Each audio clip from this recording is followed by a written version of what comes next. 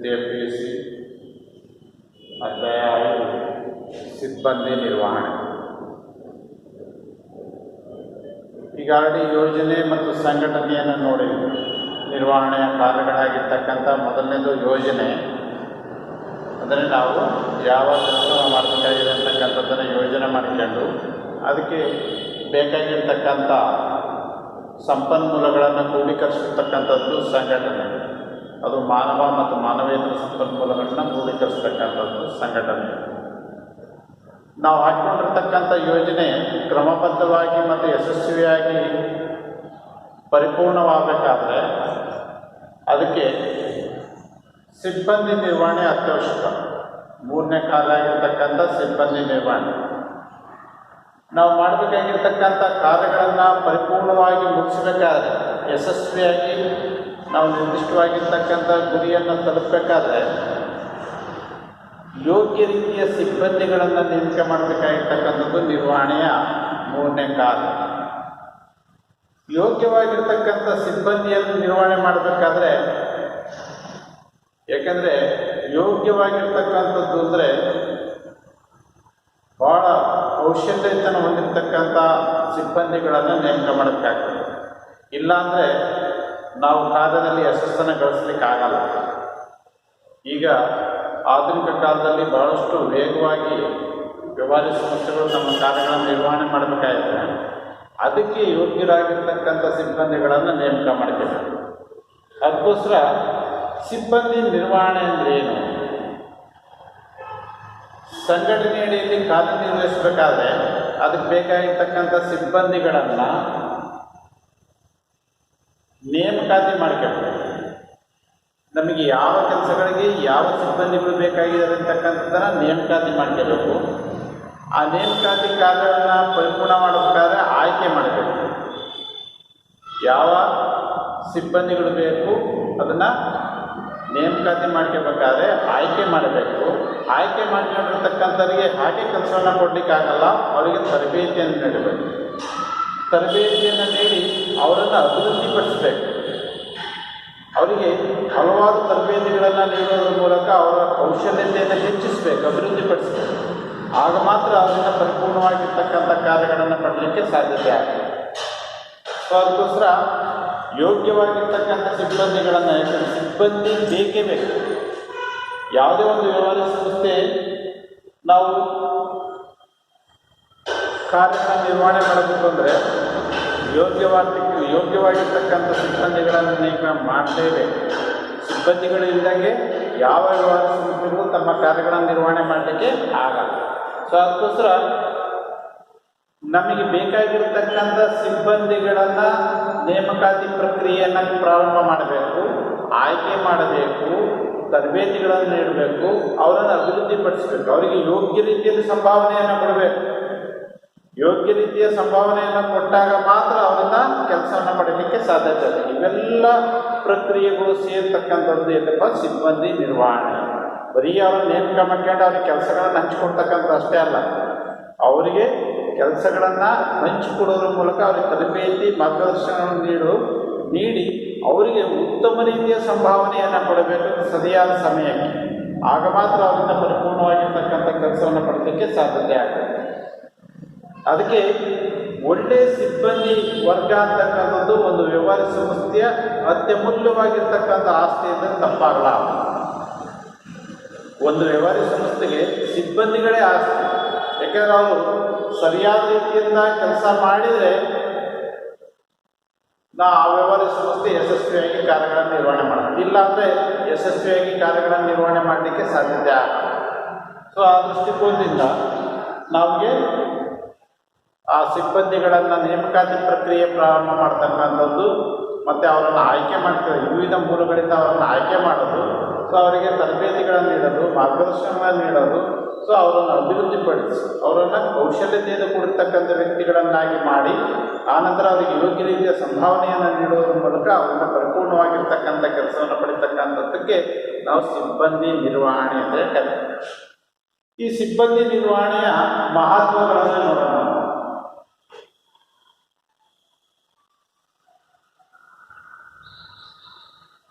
ಮಹತ್ವಗಳು ಏನು ಮಹತ್ವ? ಮೊದಲನೇದು ನಿರ್ವಹಣಾ ಕಾರ್ಯಗಳನ್ನು ಜಾರಿಗೊಳಿಸುವುದು. ನಿರ್ವಹಣಾ ಕಾರ್ಯಗಳನ್ನು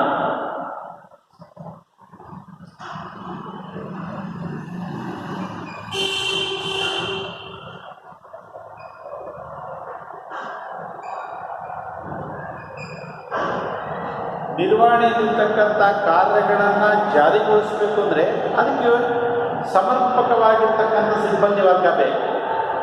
ನಮಗೆ ಯಾವ ಕಾರ್ಯಗಳನ್ನು ನಿರ್ವಹಣೆ ಮಾಡಲಿಕ್ಕೆ ಸಿಬ್ಬಂದಿ ಬೇಕಾಗಿದೆ, ಯಾವ ಕೌಶಲ್ಯತೆಯನ್ನು ಕೊಡ್ತಕ್ಕಂಥ ಸಿಬ್ಬಂದಿ ಬೇಕಾಗಿದೆ, ಮತ್ತು ಅವರಿಗೆ ವಿವಿಧ ರೀತಿಯ ತರಬೇತಿಗಳನ್ನು ನೀಡಬೇಕು. ಸೊ ಅವರಿಂದ ಪರಿಪೂರ್ಣವಾಗಿರ್ತಕ್ಕಂಥ ಕೆಲಸವನ್ನು ಪಡಿಬೇಕು. ಆ ನಿರ್ವಹಣೆಯ ಕಾರ್ಯಗಳನ್ನು ಜಾರಿಗೊಳಿಸಬೇಕು ಅಂದರೆ ನಮಗೆ ಯೋಗ್ಯ ರೀತಿಯ ಸಿಬ್ಬಂದಿ ವರ್ಗ ಬೇಕು. ಅದಕ್ಕೋಸ್ಕರ ಅದು ಮೊದಲನೇ ಮಹತ್ವ. ನಿರ್ವಹಣಾ ಕಾರ್ಯಗಳನ್ನು ಜಾರಿಗೊಳಿಸಬೇಕು ಅಂದರೆ ನಮಗೆ ಸಿಬ್ಬಂದಿ ವರ್ಗ ಬೇಕು. ಎರಡನೇದು ಕೆಲಸದಲ್ಲಿ ಅಧಿಕ ತೃಪ್ತಿ ಹೊಂದಬೇಕು.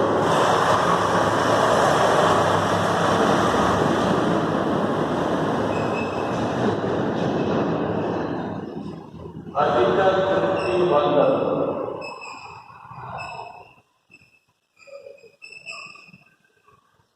ಕೆಲಸದಲ್ಲಿ ಅಧಿಕ ತೃಪ್ತಿ ಹೊಂದಲು, ಫುಲ್ಲಿ ಸ್ಯಾಟಿಸ್ಫ್ಯಾಕ್ಷನ್ ಆಗಬೇಕು ಅಂದರೆ ನಾವು ಯೋಗ್ಯವಾಗಿರ್ತಕ್ಕಂಥ ಸಿಬ್ಬಂದಿಗಳನ್ನು ಯೋಗ್ಯ ಕೆಲಸಕ್ಕೆ ಆಯ್ಕೆ ಮಾಡಬೇಕು. ಅವರಿಗೆ ತರಬೇತಿಯನ್ನು ನೀಡಬೇಕು, ಅವರನ್ನು ಅಭಿವೃದ್ಧಿಪಡಿಸಬೇಕು. ಅದೆಲ್ಲವೂ ಎಲ್ಲಾಗ್ತದೆ? ಸಿಬ್ಬಂದಿ ನಿರ್ವಹಣೆಯಲ್ಲಿ ಮಾತ್ರ. ಆ ಸಿಬ್ಬಂದಿ ನಿರ್ವಹಣೆ ಇದ್ದಾಗ ಮಾತ್ರ ನಮಗೆ ಯೋಗ್ಯ ಕೆಲಸಕ್ಕೆ ಯೋಗ್ಯ ವ್ಯಕ್ತಿಗಳನ್ನು ಆಯ್ಕೆ ಮಾಡಿ ಅದು ತರಬೇತಿಯನ್ನು ನೀಡುವುದರ ಮೂಲಕ ಅವರಿಂದ ಪರಿಪೂರ್ಣವಾಗಿರ್ತಕ್ಕಂಥ ಕೆಲಸವನ್ನು ಪಡಿಬೋದು. ಅವರು ಅವಾಗ ತೃಪ್ತಿ ಹೊಂದಲಿಕ್ಕೆ ಸಾಧ್ಯತೆ ಆಗ್ತದೆ.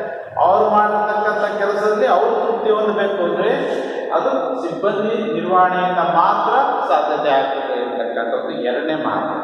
ಮೂರನೇದು ಉತ್ಪಾದಕತೆ ಮತ್ತು ಲಾಭದ ವೃದ್ಧಿಗಾಗಿ.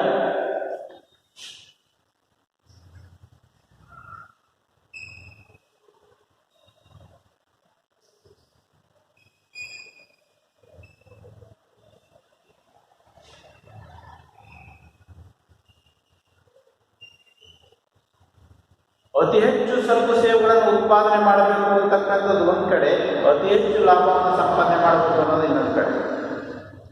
ಅತಿ ಹೆಚ್ಚು ಉತ್ಪಾದನೆ ಮಾಡಬೇಕು ಅಂದರೆ ಅಲ್ಲಿ ಉತ್ತಮವಾಗಿರ್ತಕ್ಕಂಥ ಸಿಬ್ಬಂದಿ ವರ್ಗ ಇರಬೇಕು. ಆ ಉತ್ತಮವಾಗಿರ್ತಕ್ಕಂಥ ಸಿಬ್ಬಂದಿ ವರ್ಗ ಇದ್ದು ಅಧಿಕವಾಗಿರ್ತಕ್ಕಂಥ ಉತ್ಪಾದನೆಯನ್ನು ಹೊಂದಿ ಆನಂತರ ಅಧಿಕವಾಗಿರ್ತಕ್ಕಂಥ ಲಾಭವನ್ನು ಸಂಪಾದನೆ ಮಾಡಬೇಕು. ಇಷ್ಟೆಲ್ಲ ಆಗಬೇಕು ಅಂದರೆ ಸಿಬ್ಬಂದಿ ನಿರ್ವಹಣೆ ಇದೆ.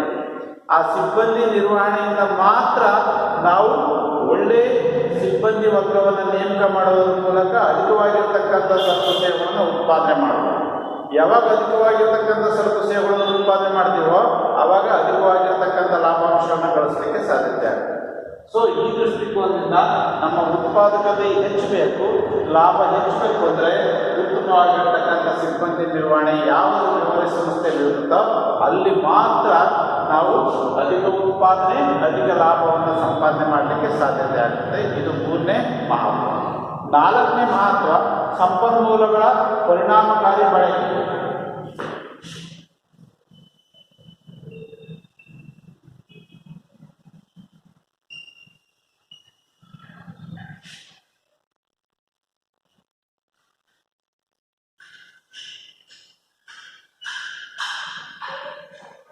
ಎಲ್ಲಿ ಉತ್ತಮವಾಗಿರ್ತಕ್ಕಂಥ ಸಿಬ್ಬಂದಿ ನಿರ್ವಹಣೆ ಇರುತ್ತೋ ಅಲ್ಲಿ ಮಾತ್ರ ನಮ್ಮಲ್ಲಿ ಇರತಕ್ಕಂಥ ಸಂಪನ್ಮೂಲಗಳನ್ನು ಸಂಪೂರ್ಣವಾಗಿ ಸದ್ಬಳಕೆ ಮಾಡಿಕೊಳ್ಳಲಿಕ್ಕೆ ಸಾಧ್ಯತೆ ಆಗ್ತದೆ. ಸಂಪೂರ್ಣವಾಗಿ ಸದ್ಬಳಕೆ ಮಾಡಿಕೊಳ್ತಕ್ಕಂಥದ್ದು ಮತ್ತು ಮಿತ ಪ್ರಮಾಣದಲ್ಲಿ ಸರಕು ಸೇವೆಗಳನ್ನು ಸಂಪನ್ಮೂಲಗಳನ್ನು ಬಳಕೆ ಮಾಡಿಕೊಂಡು ಅಧಿಕವಾಗಿರ್ತಕ್ಕಂಥ ಉತ್ಪಾದನೆಯನ್ನು ಮಾಡಬೇಕು. ಎಲ್ಲೂ ವೇಸ್ಟ್ ಆಗಬಾರ್ದು. ಸಂಪನ್ಮೂಲಗಳು ಕ್ರಮಬದ್ಧವಾಗಿ ಸಂಪನ್ಮೂಲಗಳ ಬಳಕೆ ಆಗಬೇಕು ಅಂದರೆ ಅಲ್ಲಿ ಎಲ್ಲಿ ಯಾವ ವ್ಯವಹಾರ ಸಂಸ್ಥೆಯಲ್ಲಿ ಸಿಬ್ಬಂದಿ ನಿರ್ವಹಣೆ ಚೆನ್ನಾಗಿರುತ್ತೋ ಅಂಥ ಕಡೆ ಮಾತ್ರ ಪರಿಣಾಮಕಾರಿಯಾಗಿ ನಾವು ಸಂಪನ್ಮೂಲಗಳನ್ನು ಸದ್ಬಳಕೆ ಮಾಡಿಕೊಳ್ಳಲಿಕ್ಕೆ ಸಾಧ್ಯತೆ ಆಗುತ್ತೆ. ಇದು ಸಿಬ್ಬಂದಿ ನಿರ್ವಹಣೆಯಿಂದ ಮಾತ್ರ ಸಾಧ್ಯತೆ ಆಗುತ್ತೆ. ಲಾಸ್ಟ್ ಸೂಕ್ತ ಜನರನ್ನು ಸೂಕ್ತ ಹುದ್ದೆಗಳಿಗೆ ನೇಮಿಸಬೇಕು.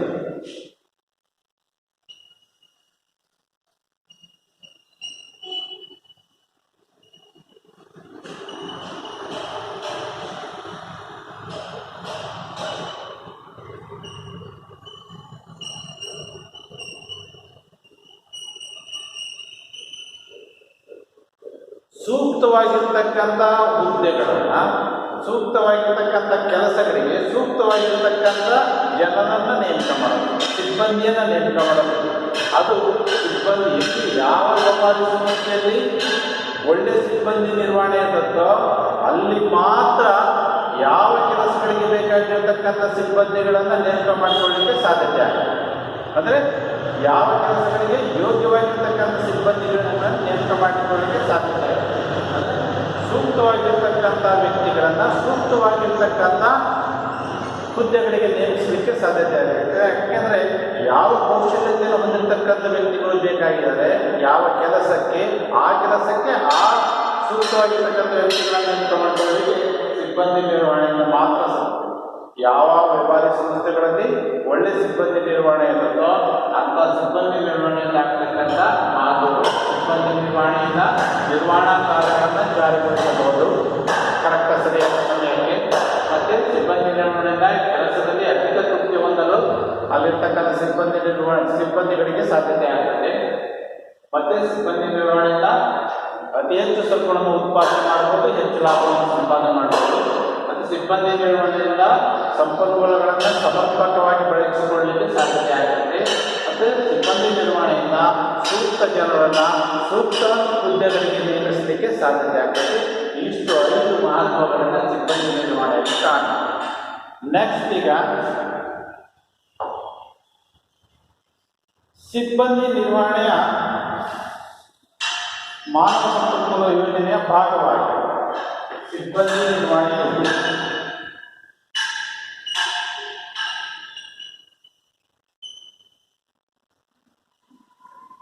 ಮಾನವ ಸಂಪನ್ಮೂಲದ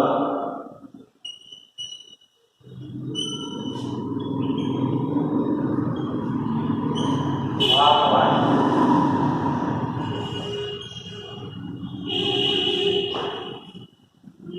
ಸಿಬ್ಬಂದಿ ನಿರ್ವಹಣೆ ಅಂತಕ್ಕಂಥದ್ದು ಮಾನವ ಸಂಪನ್ಮೂಲ ಯೋಜನೆಯ ಭಾಗವಾಗಿ. ಹೌದು, ಮಾನವ ಸಂಪನ್ಮೂಲ ಯೋಜನೆಯ ಒಂದು ಭಾಗ. ಯಾವುದು? ಸಿಬ್ಬಂದಿ ನಿರ್ವಹಣೆ ಅಂತಕ್ಕಂಥದ್ದು ಮಾನವ ಸಂಪನ್ಮೂಲ ಯೋಜನೆಯ ಭಾಗವಾಗಿ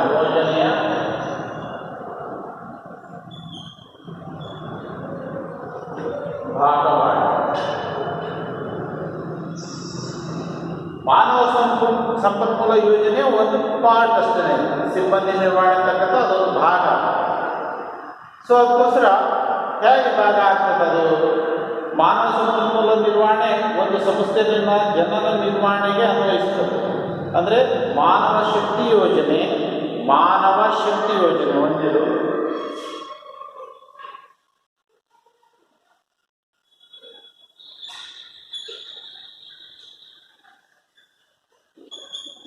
ಎರಡನೇದು ಸಿಬ್ಬಂದಿ ನಿಯೋಜನೆ.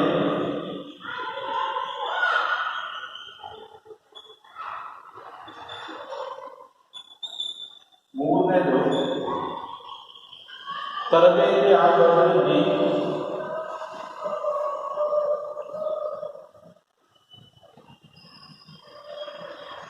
ಫೋರ್ತ್ ಕರ್ತವ್ಯ ಪಾಲನೆ.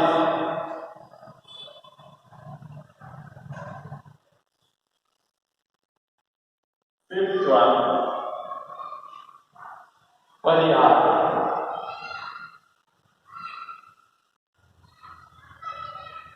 ಮಾನವ ಸಂಪನ್ಮೂಲ ಯೋಜನೆಯ ಭಾಗವಾಗಿ ಸಿಬ್ಬಂದಿ ನಿರ್ವಹಣೆ 5 ಮಹತ್ವವಾಗಿರ್ತಕ್ಕಂಥ ಕಾರ್ಯಗಳನ್ನು ಹೊಂದಿದೆ, 5 ಚಟುವಟಿಕೆಗಳನ್ನು ಹೊಂದಿದೆ. ಮಾನವ ಶಕ್ತಿ ಯೋಜನೆ, ಮಾನವನ ಶಕ್ತಿ ಎಷ್ಟು ಮಟ್ಟಿಗಿದೆ, ಯಾವ ಕೆಲಸಕ್ಕೆ ಯಾವ ಕೌಶಲ್ಯತೆಯನ್ನು ಹೊಂದಿರತಕ್ಕಂಥ ಸಿಬ್ಬಂದಿಗಳು ಬೇಕಾಗಿರತಕ್ಕಂಥದ್ದನ್ನು ಮೊದಲೇ ಅದು ಆ ಚಟುವಟಿಕೆಗಳನ್ನು ಹೊಂದಿದೆ. ಎರಡನೇದು ಸಿಬ್ಬಂದಿ ನಿಯೋಜನೆ, ಯಾವ ಕೆಲಸಕ್ಕೆ ಯಾವ ವ್ಯಕ್ತಿಗಳನ್ನು ನಿಯೋಜನೆ ಮಾಡ್ತಕ್ಕಂಥ, ಯಾವ ಕೆಲಸಕ್ಕೆ ಯಾವ ಯೋಗ್ಯವಾಗಿರ್ತಕ್ಕಂಥ ವ್ಯಕ್ತಿಗಳನ್ನು ನಿಯೋಜನೆ ಮಾಡ್ತಕ್ಕಂಥದ್ದು ಎರಡನೇ ಚಟುವಟಿಕೆ. ಮತ್ತು ಮೂರನೇ ಚಟುವಟಿಕೆ ಬರೀ ನಿಯೋಜನೆ ಮಾಡ್ತಕ್ಕಂಥದ್ದು ಅಷ್ಟೇ ಅಲ್ಲ, ಅವರಿಗೆ ಯೋಗ್ಯ ರೀತಿಯಿಂದ ತರಬೇತಿಗಳನ್ನು ನೀಡ್ತಕ್ಕಂಥದ್ದು, ಮಾರ್ಗದರ್ಶನಗಳನ್ನು ನೀಡ್ತಕ್ಕಂಥದ್ದು ಮೂರನೇ ಚಟುವಟಿಕೆ. ನಾಲ್ಕನೇ ಚಟುವಟಿಕೆ ಅವ್ರು ಮಾಡಿರ್ತಕ್ಕಂಥ ಕೌಶಲ್ಯಗಳನ್ನು ಮೌಲ್ಯೀಕರಣಗೊಳಿಸ್ತಕ್ಕಂಥದ್ದು ನಾಲ್ಕನೇ ಚಟುವಟಿಕೆ. ಐದನೇ ಚಟುವಟಿಕೆ ಅವರಿಗೆ ಯೋಗ್ಯ ರೀತಿಯ ಪರಿಹಾರವನ್ನು ಕೊಡ್ತಕ್ಕಂಥ. ಪರಿಹಾರ ಅಂದರೆ ಇಲ್ಲಿ ವೇತನ ಅಂತ ಹೇಳ್ತೀವಿ ಅಥವಾ ಕೂಲಿ ಅಂತ ಹೇಳ್ತೀವಿ. ಅವರಿಗೆ ಕರೆಕ್ಟಾಗಿ ಸರಿಯಾದ ಸಮಯಕ್ಕೆ ಅವರಿಗೆ ಯೋಗ್ಯ ರೀತಿಯಿಂದ ನಾವು ಸಂಭಾವನೆ ನೀಡ್ತಕ್ಕಂಥದ್ದು. ಈ ಎಲ್ಲ 5 ಚಟುವಟಿಕೆಗಳನ್ನು ಸಿಬ್ಬಂದಿ ನಿರ್ವಹಣೆ ಹೊಂದಿರ್ತದೆ. ಏಕೆಂದರೆ ಅದು ಮಾನವ ಸಂಪನ್ಮೂಲ ಯೋಜನೆಯ ಒಂದು ಭಾಗ. ಯಾವುದು? ಸಿಬ್ಬಂದಿ ನಿರ್ವಹಣೆ ಅಂತಕ್ಕಂಥದ್ದು. ಆ ಸಿಬ್ಬಂದಿ ನಿರ್ವಹಣೆ 5 ಚಟುವಟಿಕೆಗಳನ್ನು ಹೊಂದಿರ್ತದೆ. ಒಂದು ಮಾನವ ಶಕ್ತಿ ಯೋಜನೆ, ಮಾನವನನ್ನು ಯಾವ ಕೆಲಸಕ್ಕೆ ಯಾವ ವ್ಯಕ್ತಿಗಳು ಬೇಕಾಗಿದೆ ಅಂತಕ್ಕಂಥದ್ದನ್ನು ಗುರುತಿಸೋದು. ನೆಕ್ಸ್ಟ್ ಎರಡನೇದು ಸಿಬ್ಬಂದಿ ನಿಯೋಜನೆ, ಆ ಸೂಕ್ತವಾಗಿರ್ತಕ್ಕಂಥ ಕೆಲಸಗಳಿಗೆ ಸೂಕ್ತವಾಗಿರ್ತಕ್ಕಂಥ ವ್ಯಕ್ತಿಗಳನ್ನು ನೇಮಿಸೋದು, ಅದು ಎರಡನೇ ನಿಯೋಜನೆ ಮಾಡ್ತಕ್ಕಂಥದ್ದು. ಮೂರನೇ ಚಟುವಟಿಕೆ ಅವರಿಗೆ ತರಬೇತಿಗಳನ್ನು ಮತ್ತು ಮಾರ್ಗದರ್ಶನಗಳನ್ನು ನೀಡತಕ್ಕಂಥದ್ದು. ಮತ್ತು ನಾಲ್ಕನೇ ಚಟುವಟಿಕೆ ಕರ್ತವ್ಯ ಪಾಲನೆ ಅಂತ ನಾವು ಮೌಲ್ಯೀಕರಣಗೊಳಿಸ್ತಕ್ಕಂಥ, ಅವರಿಗೆ ನೀಡಿರ್ತಕ್ಕಂಥ ಕೆಲಸಗಳನ್ನು ಯಾರ್ಯಾರಿಗೆ ಯಾವ್ಯಾವ ಕೆಲಸಗಳನ್ನು ಕೊಟ್ಟಿದ್ದೀವಿ ಅವರು ಸೂಕ್ತವಾಗಿರ್ತಕ್ಕಂಥ ರೀತಿಯಲ್ಲಿ ಅದನ್ನು ನಿರ್ವಹಣೆ ಮಾಡಿದಾರ, ಸರಿಯಾದ ಸಮಯಕ್ಕೆ ಅವರು ನಿರ್ವಹಣೆ ಮಾಡಿದಾರ ಅಂತಕ್ಕಂಥದ್ದನ್ನು ಮೌಲ್ಯೀಕರಣಗೊಳಿಸ್ತಕ್ಕಂಥದ್ದು. ಕೊನೆಯಲ್ಲಿ 5ನೇ ಚಟುವಟಿಕೆ ಯಾವಪ್ಪ ಅಂದರೆ ಅವರಿಗೆ ಯೋಗ್ಯ ದರದಲ್ಲಿ ಪರಿಹಾರವನ್ನು ಕೊಡ್ತಕ್ಕಂಥದ್ದು, ವೇತನವನ್ನು ಕೊಡ್ತಕ್ಕಂಥದ್ದು, ಕೂಲಿಯನ್ನು ಕೊಡ್ತಕ್ಕಂಥದ್ದು, ಅದು ಸರಿಯಾದ ಸಮಯಕ್ಕೆ ಕೊಡ್ತಕ್ಕಂಥದ್ದು. ಇದಿಷ್ಟು 5 ಚಟುವಟಿಕೆಗಳನ್ನು ಸಿಬ್ಬಂದಿ ನಿರ್ವಹಣೆ ಹೊಂದಿರೋದು. ನೆಕ್ಸ್ಟ್ ಈಗ ಸಿಬ್ಬಂದಿ ನಿರ್ವಹಣೆ ಪ್ರಕ್ರಿಯೆಯ ಪ್ರಮುಖ ಹಂತಗಳು. ಸಿಬ್ಬಂದಿ ನಿರ್ವಹಣೆ ಪ್ರಕ್ರಿಯೆಯ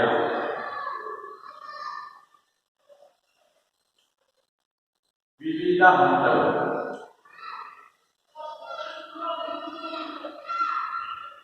ಸಿಬ್ಬಂದಿ ನಿರ್ವಹಣೆ ಪ್ರಕ್ರಿಯೆಯ ವಿವಿಧ ಹಂತಗಳು ಏನು?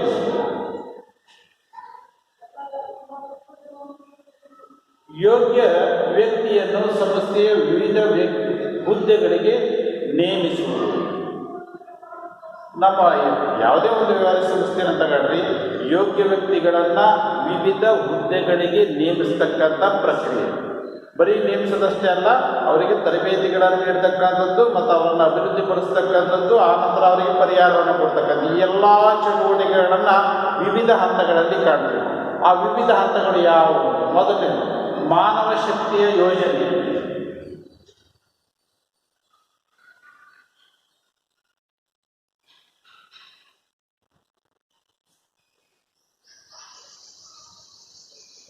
ಮಾನವ ಶಕ್ತಿಯ ಯೋಜನೆ ಮೊದಲನೇ ಹಂತ. ನಮ್ಮ ವ್ಯವಹಾರ ಸಂಸ್ಥೆಯಲ್ಲಿ ಯಾವ್ಯಾವ ವಿಭಾಗಗಳಲ್ಲಿ ಯಾವ್ಯಾವ ಹುದ್ದೆಗಳು ಖಾಲಿ ಇದ್ದಾವೆ, ಆ ಹುದ್ದೆಗಳಿಗೆ ಬೇಕಾಗಿರ್ತಕ್ಕಂಥ ವ್ಯಕ್ತಿಗಳ ಗುಣಲಕ್ಷಣಗಳೇನು, ಅವರ ಕೌಶಲ್ಯತೆಯನ್ನು, ಯಾವ ಕೌಶಲ್ಯತೆಯನ್ನು ಯಾವ ಗುಣಲಕ್ಷಣಗಳನ್ನು ಹೊಂದಿರತಕ್ಕಂಥ ವ್ಯಕ್ತಿಗಳು ಬೇಕಾಗಿದ್ದಾರೆ ಆ ಕೆಲಸಗಳಿಗೆ ಅಂತಕ್ಕಂಥದ್ದನ್ನು ಗುರುತಿಸ್ತಕ್ಕಂಥ ಶಕ್ತಿ ಇದೆಯಲ್ಲ, ಅದಕ್ಕೆ ನಾವು ಮಾನವ ಶಕ್ತಿಯ ಯೋಜನೆ, ಅದನ್ನು ಒಂದು ಯೋಜನೆ ಮಾಡಿಕೊಳ್ತಕ್ಕಂಥದ್ದು. ಯಾವ್ಯಾವ ವಿಭಾಗಗಳಲ್ಲಿ ಯಾವ್ಯಾವ ಗುಣಲಕ್ಷಣಗಳನ್ನು ಮತ್ತು ಕೌಶಲ್ಯತೆಯನ್ನು ಹೊಂದಿರತಕ್ಕಂಥ ವ್ಯಕ್ತಿಗಳು ಬೇಕಾಗಿದ್ದಾರೆ ಅಂತಕ್ಕಂಥದ್ದನ್ನು ಒಂದು ಪ್ಲ್ಯಾನ್ ಮಾಡ್ತಕ್ಕಂಥ ಯೋಜನೆ ಹಾಕಿಕೊಳ್ತಕ್ಕಂಥದ್ದು. ಇದನ್ನು ಮೊದಲನೇ ಹಂತ ಅಂತ ಕರಿತೀವಿ.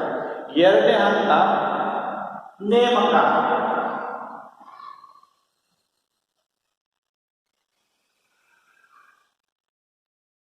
ಯೋಜನೆ ಹಾಕೊಂಡ ನಂತರ ಆಯಾ ಹುದ್ದೆಗಳನ್ನು ನೇಮಕಾತಿ ಮಾಡಿಕೊಳ್ತಕ್ಕಂಥ ಪ್ರಕ್ರಿಯೆ, ಅದು ಎರಡನೇ ಹಂತ.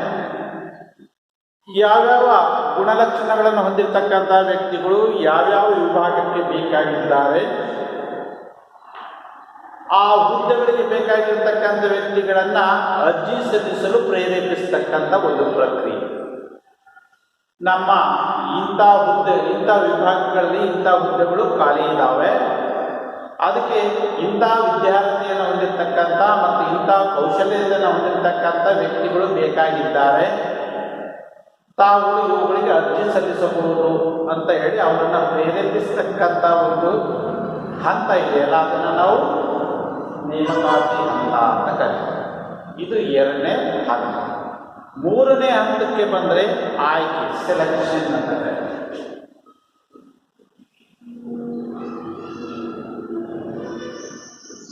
ವ್ಯಕ್ತಿಗಳು ಅರ್ಜಿ ಸಲ್ಲಿಸ್ತಾರೆ. ಭಾಳಷ್ಟು ಜನ ಈಗ ನೇಮಕಾತಿ ಪ್ರಕ್ರಿಯೆಯಲ್ಲಿ ಬಂದರೆ ಆ ನೇಮಕಾತಿ ಪ್ರಕ್ರಿಯೆಯಲ್ಲಿ ನಾವು ಅನೌನ್ಸ್ಮೆಂಟ್ ಮಾಡ್ತೀವಿ, ಜಾಹೀರಾತಿನ ಮೂಲಕ, ವಿವಿಧ ಮಾಧ್ಯಮಗಳ ಮೂಲಕ ವ್ಯಕ್ತಿಗಳನ್ನು ಆಹ್ವಾನಿಸ್ತೀವಿ. ಇಂಥ ಕೌಶಲ್ಯತನ, ಇಂಥ ವಿದ್ಯಾರ್ಥಿನ ಹೊಂದಿರತಕ್ಕಂಥ ವ್ಯಕ್ತಿಗಳು ಬೇಕಾಗಿದ್ದಾರೆ ಅಂತ ನಾವು ಅಡ್ವರ್ಟೈಸ್ಮೆಂಟ್ ನೀಡ್ತೀವಿ. ಅಡ್ವರ್ಟೈಸ್ಮೆಂಟ್ ನೀಡಿ ಅವರು ಅರ್ಜಿಯನ್ನು ಸಲ್ಲಿಸ್ತಾರೆ. ಆ ಅರ್ಜಿಯನ್ನು ಸಲ್ಲಿಸಿದ ನಂತರ ನಾವು ಆಯ್ಕೆ ಪ್ರಕ್ರಿಯೆಯನ್ನು ಪ್ರಾರಂಭ ಮಾಡ್ತೀವಿ. ಆಯ್ಕೆ ಪ್ರಕ್ರಿಯೆಯಲ್ಲಿ ಯಾವ ರೀತಿ ಪ್ರಾರಂಭ ಮಾಡ್ತೀವಿ? ಅವರ ಅರ್ಜಿಗಳನ್ನು ಪರಿಶೀಲನೆ ಮಾಡ್ತೀವಿ. ಅರ್ಜಿಗಳು ಪರಿಶೀಲನೆ ಆದ ನಂತರ ಅವರಿಗೆ ಇಂಟರ್ವ್ಯೂ ಲೆಟ್ರನ್ನು ಅಥವಾ ರೈಟಿಂಗ್ ಟೆಸ್ಟ್, ರಿಟರ್ನ್ ಟೆಸ್ಟ್ ಇರ್ತದೆ, ಆ ರಿಟರ್ನ್ ಟೆಸ್ಟನ್ನು ಕೊಡ್ತೀವಿ. ಆ ರಿಟರ್ನ್ ಟೆಸ್ಟ್ನಲ್ಲಿ ಪಾಸಾದ ವ್ಯಕ್ತಿಗಳಿಗೆ ಇಂತಿಷ್ಟು ಜನಗಳಿಗೆ ನಾವು ಓರಲ್ ಇಂಟರ್ವ್ಯೂವನ್ನು ಕರಿತೀವಿ. ಸೊ ಆ ರೀತಿ ಓರಲ್ ಇಂಟರ್ವ್ಯೂನಲ್ಲಿ ಯಾರು ಪಾಸ್ ಆಗ್ತಾರೋ ಅಂಥ ಯೋಗ್ಯವಾಗಿರ್ತಕ್ಕಂಥ ವ್ಯಕ್ತಿಗಳನ್ನು ಆಯ್ಕೆ ಮಾಡ್ತೀವಿ. ಅಲ್ಲಿ ಹಲವಾರು ವಿವಿಧ ಹಂತಗಳ ಮೂಲಕ ನಾವು ಆಯ್ಕೆ ಮಾಡ್ತೀವಿ. ನಮಗೆ ಒಟ್ಟಾರೆ ಏನಪ್ಪ, ನಮ್ಮ ವ್ಯವಹರಿಸುತ್ತಿರತಕ್ಕಂಥ ಕೆಲಸಗಳನ್ನು ಸಮರ್ಪಕವಾಗಿ ಕಾರ್ಯನಿರ್ವಹಣೆ ಮಾಡ್ತಕ್ಕಂಥ ವ್ಯಕ್ತಿಗಳು ಬೇಕಾಗಿದ್ದಾರೆ. ಯಾವುದೇ ಅಂಶಗಳಿಗೆ ಒಳಗಾಗದೆ ನಮಗೆ ಬೇಕಾಗಿರ್ತಕ್ಕಂಥ ವ್ಯಕ್ತಿಗಳನ್ನು, ಸೂಕ್ತವಾಗಿರ್ತಕ್ಕಂಥ ವ್ಯಕ್ತಿಗಳನ್ನು ಆಯ್ಕೆ ಮಾಡಿಕೊಳ್ತಕ್ಕಂಥ ಹಲವಾರು ಆಯ್ಕೆ ಪ್ರಕ್ರಿಯೆಗಳನ್ನು ಕೈಗೊಳ್ತೀವಿ. ಇದು ಆಯ್ಕೆ ಪ್ರಕ್ರಿಯೆಯಲ್ಲಿ ಬರ್ತಕ್ಕಂಥದ್ದು 3ನೇ ಹಂತ. ನೆಕ್ಸ್ಟ್ 4th ಸ್ಥಳ ನಿಯೋಜನೆ ಮತ್ತು ಅನುಸ್ಥಾಪನೆ. ಸ್ಥಳ ನಿಯೋಜನೆ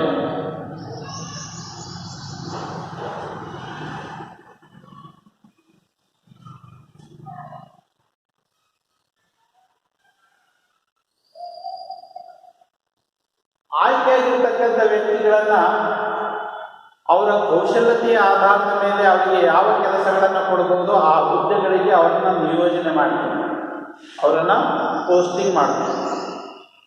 ಯಾವ ಕೌಶಲ್ಯತೆಯನ್ನು ಹೊಂದಿರತಕ್ಕಂಥ ವ್ಯಕ್ತಿಗಳಿದ್ದಾರೋ ಅವರ ವಿದ್ಯಾರ್ಥಿ ಮತ್ತು ಕೌಶಲ್ಯತೆಯನ್ನು ಗಣನೆಗೆ ತೆಗೆದುಕೊಂಡು ಅದಕ್ಕೆ ಅವರಿಗೆ ಸೂಕ್ತವಾಗಿರ್ತಕ್ಕಂಥ ಹುದ್ದೆಗಳಿಗೆ ಅವರನ್ನು ನಿಯೋಜನೆ ಮಾಡ್ತಾರೆ.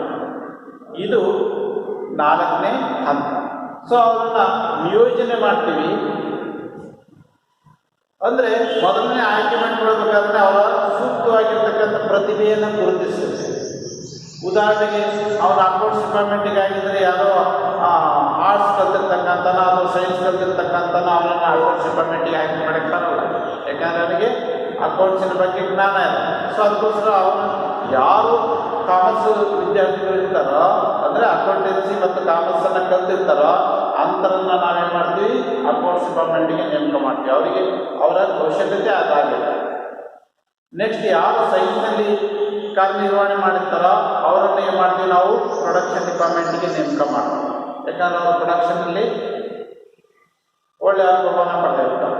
ಮತ್ತೊಂದು ಕಡೆ ನೀವು ಬಂದಾಗ ಕಲಾ ವಿಭಾಗದ ವಿದ್ಯಾರ್ಥಿಗಳನ್ನು ನಾವೇನು ಮಾಡ್ತೀವಿ, ವಿವಿಧ ಯಾವ ಅಡ್ವರ್ಟೈಸ್ಮೆಂಟ್ ಇಲ್ಲ ಅದು ಇನ್ನಿತರ ಕಾರ್ಯಗಳಿಗೆ ಅವರನ್ನು ನೇಮಕ ಮಾಡ್ತೀವಿ.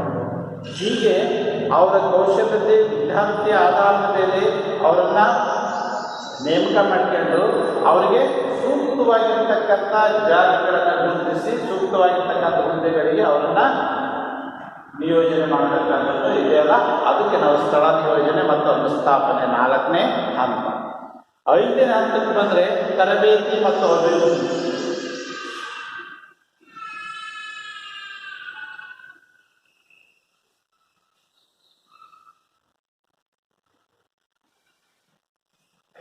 ಅವನು ಎಷ್ಟೇ ಅಕೌಂಟೆನ್ಸಿ ಕಲ್ತಿರಲಿ, ಇನ್ನು ಪ್ರಾಕ್ಟಿಕಲ್ ಆಗಿ ಅವನು ಒಬ್ಬ ಅಕೌಂಟೆಂಟ್ ಆಗಿ ಅವನನ್ನು ನೇಮಕ ಮಾಡಿದರೆ ಅವನಿಗೆ ತರಬೇತಿಯನ್ನು ನೀಡಲೇಬೇಕು. ವಿತೌಟ್ ತರಬೇತಿ ಇಲ್ಲದಾಗಿ ಯಾವ ವ್ಯಕ್ತಿಗಳು ಯಾವ ಕೆಲಸಗಳನ್ನು ಪರಿಪೂರ್ಣವಾಗಿ ಮಾಡಲಿಕ್ಕೆ ಆಗಲ್ಲ. ಅದಕ್ಕೋಸ್ಕರ ಅವರನ್ನು ನಿಯೋಜನೆ ಮಾಡಿದ ನಂತರ ಅವರಿಗೆ ಇಂತಿಷ್ಟು ದಿನಗಳ ಕಾಲ ಅವರಿಗೆ ತರಬೇತಿಯನ್ನು ಕೊಡ್ತಕ್ಕಂಥದ್ದು. ತರಬೇತಿಯನ್ನು ಕೊಡುವುದರ ಮೂಲಕ ಅವರನ್ನು ಅಭಿವೃದ್ಧಿಪಡಿಸ್ತಕ್ಕಂಥದ್ದು, ಅವರ ಕೌಶಲ್ಯತೆಯನ್ನು ಹೆಚ್ಚಿಸ್ತಕ್ಕಂಥದ್ದು, ಅವರಿಗೆ ಮಾರ್ಗದರ್ಶನಗಳನ್ನು ಇರ್ತಕ್ಕಂಥದ್ದು. ಈ ಕಾರ್ಯಗಳನ್ನು ಈ ರೀತಿ ಮಾಡಿದರೆ ಮಾತ್ರ ನೀನು ಆ ಕಾರ್ಯಗಳನ್ನು ನಿರ್ದಿಷ್ಟ ಸಮಯದ ಒಳಗಾಗಿ ಮಾಡಲಿಕ್ಕೆ ಸಾಧ್ಯತೆ ಆಗ್ತದೆ ಅಂತಕ್ಕಂಥದ್ದನ್ನ ಅವನಿಗೆ ಹುರಿದುಂಬಿಸ್ತಕ್ಕಂಥದ್ದು, ಪ್ರೇರೇಪಿಸ್ತಕ್ಕಂಥದ್ದು, ಅವರನ್ನು ಅಭಿವೃದ್ಧಿಪಡಿಸ್ತಕ್ಕಂಥ ಕ್ರಿಯೆ ಇದಲ್ಲ, ಅದು 5ನೇ ಹಂತ ತರಬೇತಿ ಮತ್ತು ಅಭಿವೃದ್ಧಿ. ಎಲ್ಲ ವ್ಯಕ್ತಿಗಳು, ಆಯ್ಕೆಯಾಗಿರ್ತಕ್ಕಂಥ ಎಲ್ಲ ವ್ಯಕ್ತಿಗಳಿಗೂ ನಾವು ತರಬೇತಿಯನ್ನು ನೀಡಲೇಬೇಕು. ತರಬೇತಿ ಇದ್ದಾಗೆ ಅವನಿಗೆ ಆ ಕೆಲಸವನ್ನು ಮಾಡಲಿಕ್ಕೆ ಸಾಧ್ಯ. ಇದು 5ನೇ ಹಂತ. 6ನೇ ಹಂತಕ್ಕೆ ಬಂದು ಕರ್ತವ್ಯ ಪಾಲನೆಯ ಪರಾಮರ್ಶೆ.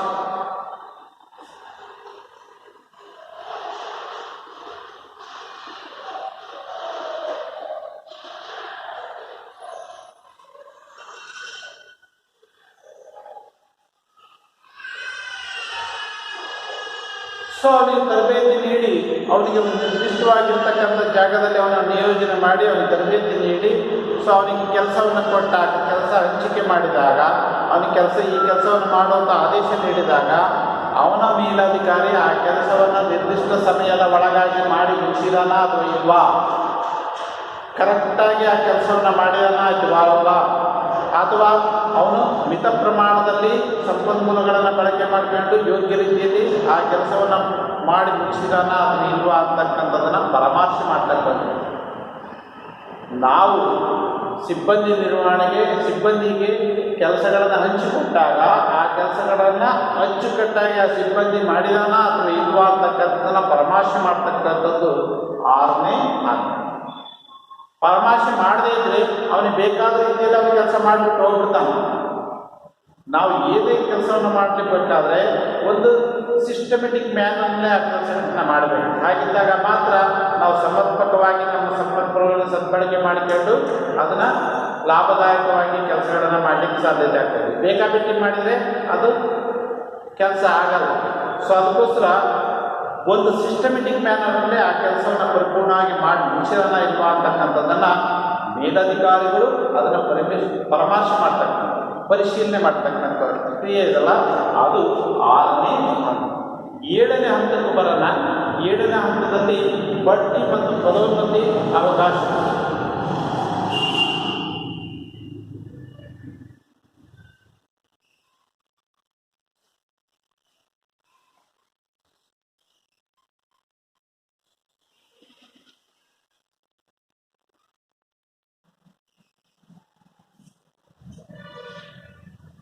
ಬಡ್ತಿ ಮತ್ತು ಪದೋನ್ನತಿ ಅವಕಾಶ. ಅವನಿಗೆ ವರ್ಷಕ್ಕೊಮ್ಮೆ ನಾವು ಇನ್ಕ್ರಿಮೆಂಟನ್ನು ಸ್ಯಾಂಕ್ಷನ್ ಮಾಡ್ತೀವಿ. ಒಂದು ವರ್ಷ ಪರಿಪೂರ್ಣವಾಗಿ ಅವನು ಕೆಲಸ ಮಾಡಿ ಮುಗಿಸ್ಯಾನ, ಅದನ್ನು ಪರಿಶೀಲನೆ ಮಾಡಿಬಿಟ್ಟು ಅವನಿಗೆ ಇನ್ಕ್ರಿಮೆಂಟನ್ನು ಸ್ಯಾಂಕ್ಷನ್ ಮಾಡ್ತಾರೆ. ವೇತನದಲ್ಲಿ ಬಡ್ತಿ ಅಂತ ಹೇಳಿ ಅದನ್ನು. ಇನ್ನು ಹುದ್ದೆಯಲ್ಲಿ ಬಡ್ತಿ ನೀಡ್ತಕ್ಕಂಥದ್ದು. ಅವನು ಒಂದು 5-6 ವರ್ಷಗಳ ಕಾಲ ಯೋಗ್ಯ ರೀತಿಯಲ್ಲಿ ಒಂದು ಹುದ್ದೆಯಲ್ಲಿ ಕೆಲಸ ಮಾಡಿದ್ದಾನೆ, ಅವನು ಸಮರ್ಪಕವಾಗಿ ಕೆಲಸ ಮಾಡಿದ್ದಾನೆ ಅಂದರೆ ಅವನನ್ನು ಮತ್ತೊಂದು ಹುದ್ದೆಗೆ ಅವನನ್ನು ಬಡ್ತಿ ನೀಡಿ ಮತ್ತೊಂದು ಹುದ್ದೆಯನ್ನು ನೀಡ್ತಕ್ಕಂಥದ್ದು. ಆ ಮತ್ತೊಂದು ಹುದ್ದೆಗೆ ಅವನು ಬಡ್ತಿ ನೀಡಿದಾಗ ಅವನ ಜವಾಬ್ದಾರಿಗಳು ಹೆಚ್ಚಾಗ್ತಾ ಹೋಗ್ತಾವೆ. ಈಗ ಇದ್ದದಕ್ಕಿಂತ ಈಗ ಯಾವುದೋ ಒಂದು ಅಕೌಂಟೆಂಟ್ ಆಗಿದ್ದಾನೆ ಅಂತ ತಿಳ್ಕೊಳ್ಳೋಣ, ಅವನ ಜವಾಬ್ದಾರಿ ಸ್ವಲ್ಪ ಕಡಿಮೆ ಇರ್ತದೆ. ಯಾಕೆಂದರೆ ಅವನ ಮೇಲ್ಗಡೆ ಅಕೌಂಟ್ಸ್ ಆಫೀಸರ್ ಇರ್ತಾನೆ. ಈಗ ಅವನ ಅಕೌಂಟೆಂಟನ್ನು ಅವನಿಗೆ ಬಡ್ತಿ ನೀಡಿ ಅಕೌಂಟ್ಸ್ ಆಫೀಸರ್ ಆಗಿ, ಅಸಿಸ್ಟೆಂಟ್ ಅಕೌಂಟ್ಸ್ ಆಫೀಸರ್ ಆಗಿ ಮಾಡಿ ಹಾಕಿದಾಗ ಆವಾಗ ಅವನ ಜವಾಬ್ದಾರಿ ಹೆಚ್ಚಾಗ್ತಾ ಹೋಗ್ತದೆ. ಆ ಜವಾಬ್ದಾರಿಗೆ ತಕ್ಕಂತೆ ಅವನ ಕಾರ್ಯಗಳನ್ನು ನಿರ್ವಹಣೆ ಮಾಡಬೇಕು.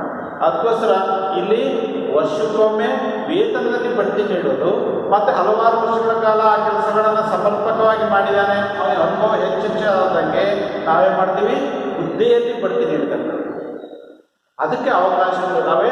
ಅದನ್ನು 7ನೇ ಹಂತ ಅಂತ ಕರೀತಾರೆ. ನೆಕ್ಸ್ಟ್ ಲಾಸ್ಟ್ ಒನ್ 8ನೇದು ಸಂಭಾವನೆ.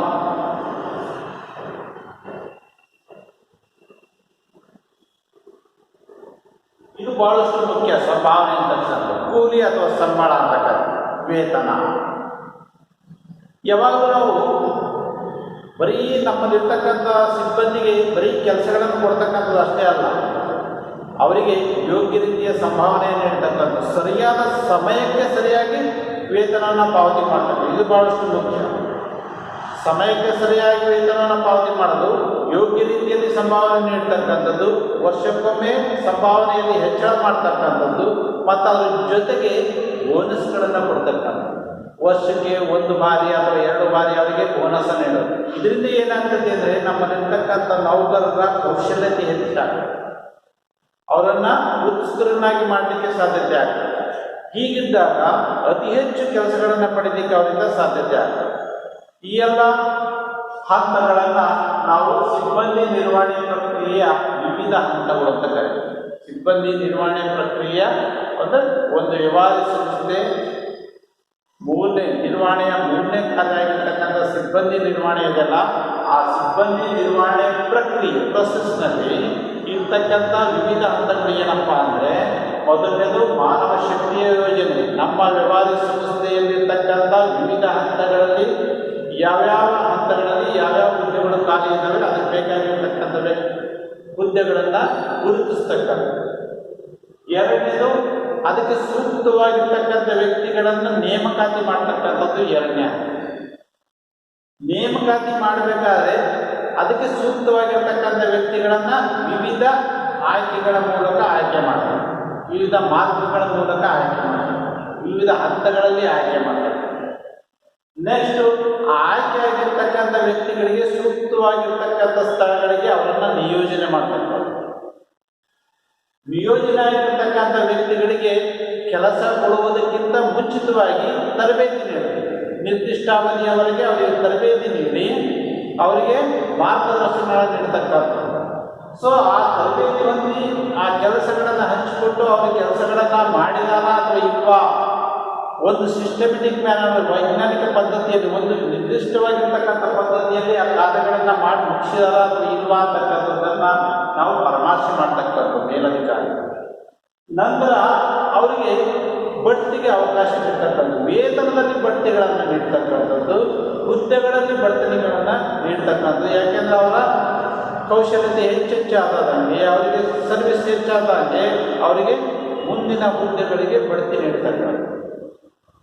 ಅದಾದ ನಂತರ ಅವರಿಗೆ ಯೋಗ್ಯ ರೀತಿಯ ಸಂಭಾವನೆಯನ್ನು ನೀಡ್ತಕ್ಕಂಥದ್ದು, ಸರಿಯಾದ ಸಮಯಕ್ಕೆ ಸಂಭಾವನೆ ನೀಡ್ತಕ್ಕಂಥದ್ದು, ವರ್ಷಕ್ಕೆ 1 ಅಥವಾ 2 ಬಾರಿ ಬೋನಸನ್ನು ನೀಡ್ತಕ್ಕಂಥದ್ದು. ಈ ಎಲ್ಲ ಹಂತಗಳನ್ನು ನಾವು ಸಿಬ್ಬಂದಿ ನಿರ್ವಹಣೆ ಪ್ರಕ್ರಿಯೆಯಲ್ಲಿ ವಿವಿಧ ಹಂತಗಳನ್ನಾಗಿ ಕಾಣ್ತೀವಿ. ಇದಿಷ್ಟು ಇವತ್ತಿನ ತರಗತಿಯಲ್ಲಿ ಬರ್ತಕ್ಕಂಥದ್ದು. ಮುಂದಿನ ತರಗತಿಯಲ್ಲಿ ಮತ್ತೆ ಬೇರೆ ಇದೇ ಚಾಪ್ಟರ್ನಲ್ಲಿ ಸಿಬ್ಬಂದಿ ನಿರ್ವಹಣೆಯ ನೇಮಕಾತಿ ಪ್ರಕ್ರಿಯೆಯನ್ನು ನೋಡೋಣ. ನೇಮಕಾತಿ ಪ್ರಕ್ರಿಯೆ ಮತ್ತು ನೇಮಕಾತಿ ಪ್ರಕ್ರಿಯೆಯ ಮೂಲಗಳು ಯಾವುವು ಅಂತಕ್ಕಂಥದ್ದನ್ನು ಮುಂದಿನ ತರಗತಿಯಲ್ಲಿ ನೋಡೋಣ.